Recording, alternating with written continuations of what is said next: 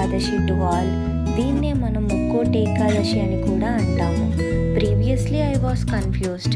ముక్కోటి అనగానే 33 crores అనుకునేదాన్ని. But it's not 33 crores. It's a group of devatas. 11 Rudras, 12 Adityas, 8 Vasus, 2 Ashwini దేవతాస్.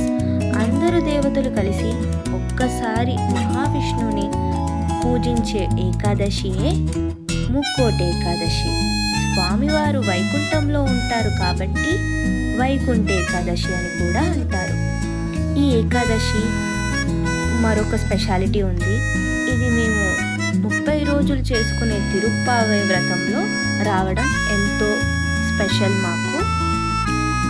ఈరోజు మేము పొద్దున్నే ఎర్లీగా లేచి ఇంట్లో ఉన్న మా రాముడికి ప్రసాదం చేసి పూజ చేసిన తర్వాత మాకు దగ్గరలో ఉన్న కార్యసిద్ధి హనుమాన్ టెంపుల్కి వెళ్ళాము.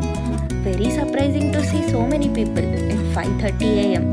కొద్దిసేపు మేము లైన్లో నించున్న తర్వాత కళ్యాణ వెంకటేశ్వర స్వామిని సుప్రభాతంతో మేల్కొలిపి అభిషేకం పూర్తయిన తర్వాత ఉత్తర ద్వారం నుండి స్వామిని దర్శించుకున్నాము.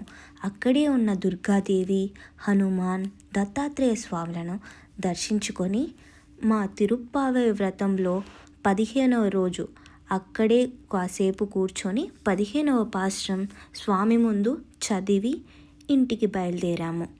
Thank you all. See you again.